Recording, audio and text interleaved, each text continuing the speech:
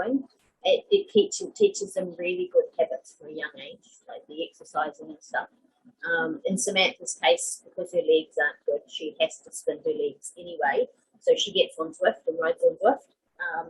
And then she does the stuff on the treadmill as well. She loves walking on the treadmill more than running. She did a triathlon New Zealand with the lockdowns, has put up some Zwift racing occasionally. In the last series, we had 6 races over 6 different locations. And Sam came in second in the under-19 girls. And I came in, I think, third for category D. So we both got to go through to the final, which was actually in real life.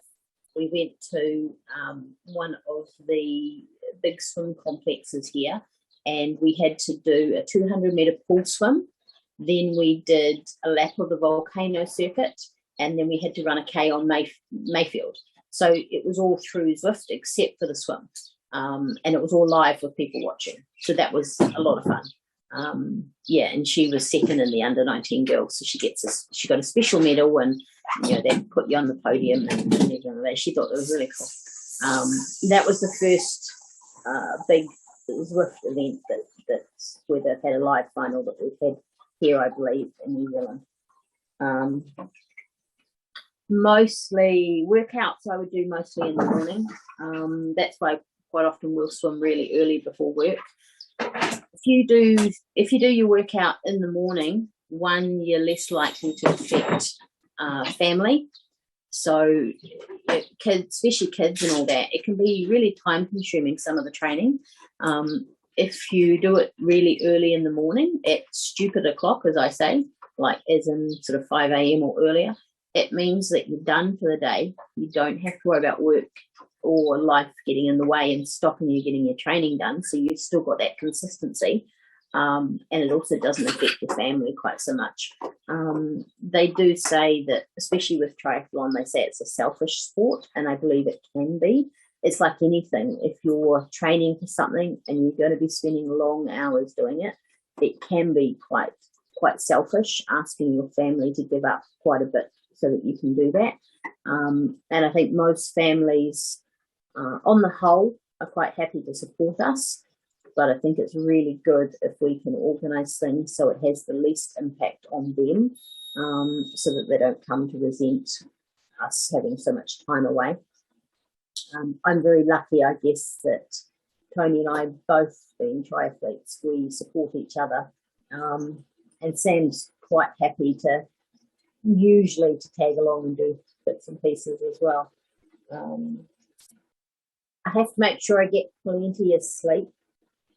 Nutrition and recovery is really, really important to most people. What do I eat post-race?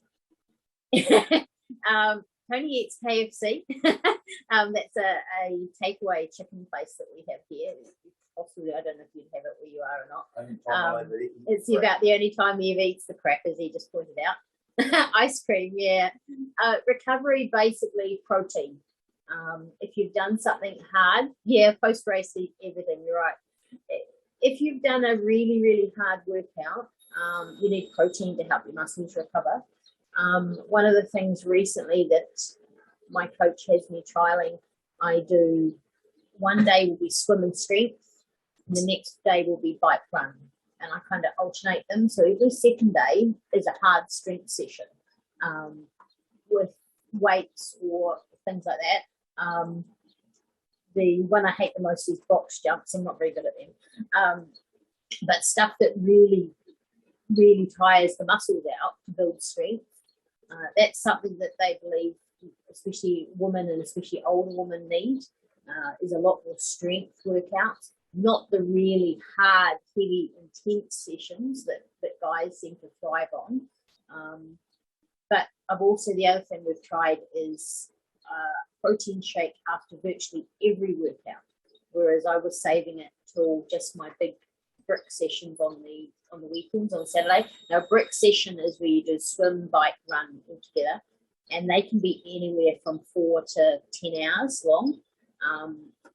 And I'd have a protein shake after them, but he's got me having them after pretty much every decent workout workout. So that's not so much the strength and the swimming, but definitely the cycling and the running after every workout. Have protein. Helps your muscles, helps your recovery. You find you won't get so fatigued.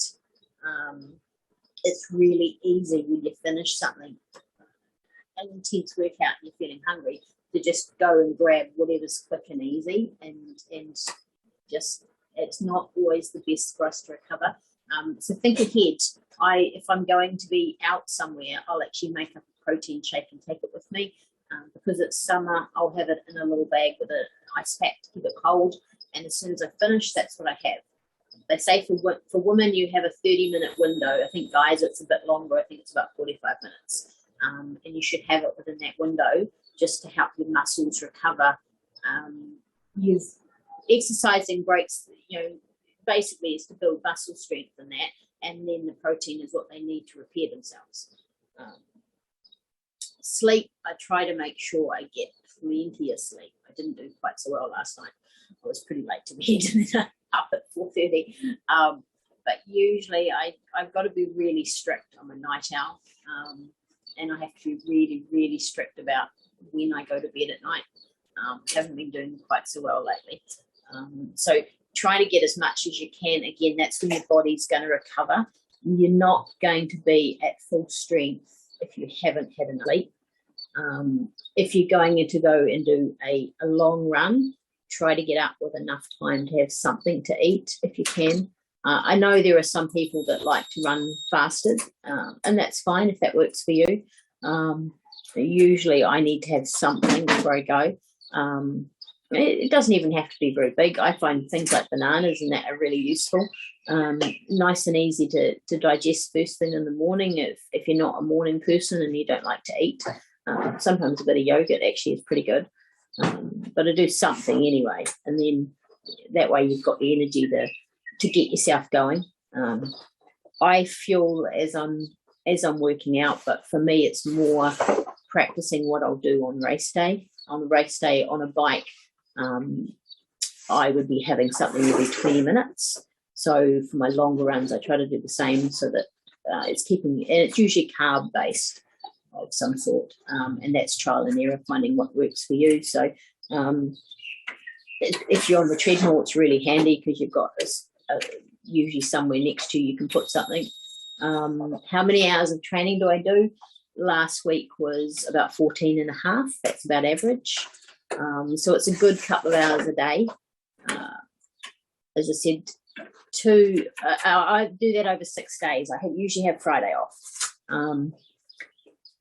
Usually a couple of days are swim and strength, a couple of days are a double bike run, and then I have one day which is a brick session and one day that's a long run. So that's my 6 days.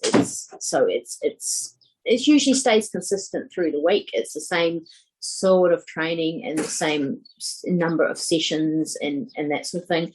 I don't have any big races coming up. I was supposed to have one this coming weekend. That was a 70.3, which is a half IronMan distance.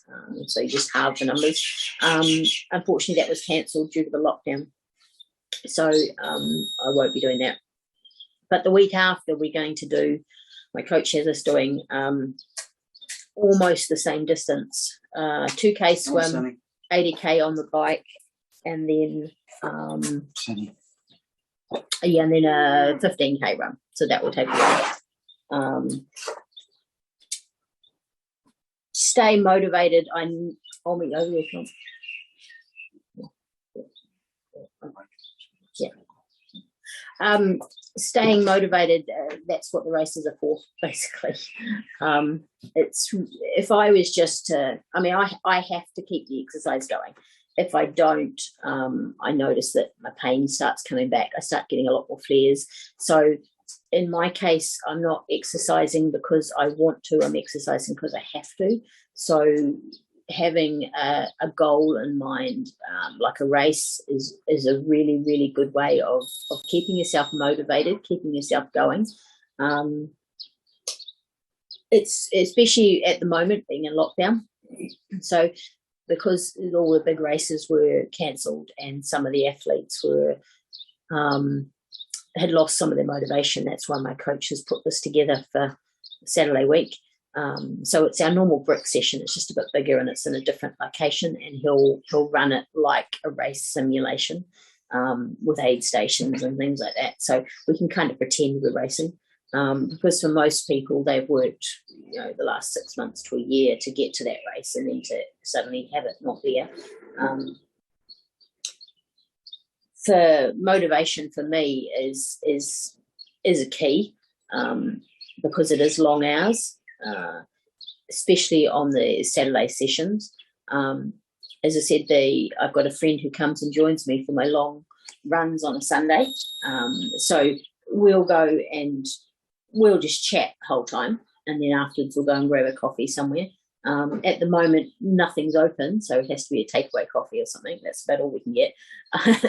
But it's nice to have someone that I'm meeting up with. If you're going on your own, you're more likely to not get out of bed and go, whereas having someone that you're meeting makes it a bit more enjoyable, and it motivates you to get out of bed and actually go. Getting up and going to training sessions in the morning again is easier if you've got people that you're with.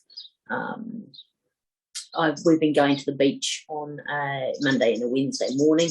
I've got a friend that I'm helping who's just starting out, and I find that's been really motivating, is actually helping someone else.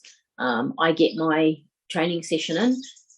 It's a bit more relaxed, a bit more fun, and I'm also helping someone else who was scared of swimming actually enjoy it, and it's quite pleasant in the morning. There was one day recently that Tony was swimming, and I literally just went with Sam and we sat on the beach and watched the sun come up. Went for a walk. Her motivation is all the dogs she sees and getting to pat them. She loves seeing the different animals on the beach. Now, I think that's pretty much all I had kind of written down. The only other thing I was going to say, for those of you that are on Zwift, which I think is most of you, if you've got, what is my next race or challenge? That's what I was going to get to next. All I was going to say is, if you've got Zwift, which most of you I think do, there was a few that were tuning in that weren't, utilise it. If you want to stay encouraged and motivated, join a group like the Zwift long distance runners or group like that. You use it to help keep yourself motivated. Join the events and make sure you actually do them. Unlike me, who tends to join and then stuff comes up and I don't quite get there. Use it to the best of your advantage. Use the speed sessions that they have each week, because if you don't have a coach that can help with your training, and use the other thing I use is like the Zwift Academy runs and those sort of things, ticking off the different badges and the different routes or earning different achievements. Use that to motivate you with Zwift, because whether you're running on the road or running on the treadmill, it's still running, and it's still helping you stay consistent. It's helping you get that training load and things like that. I do a certain amount. Well, I was training for the IronMan. I was doing a certain amount on the road and then a certain amount on Zwift.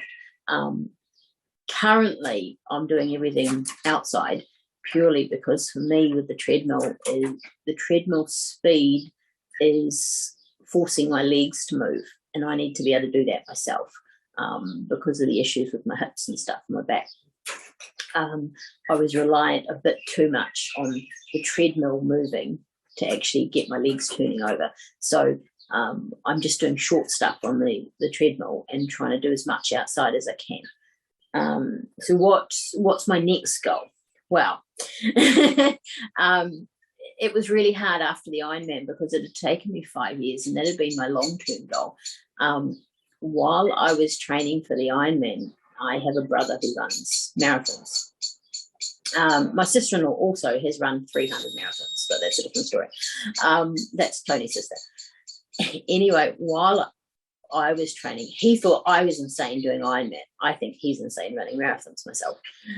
But he did something called the Tarawera Ultra. 100 miler. Now, that's about 3.5 hours from where I live. It's all through the bush and farmland and things like that. And thank you. Just said I was an inspiration. And it took him 25 hours. Now, keeping in mind, he's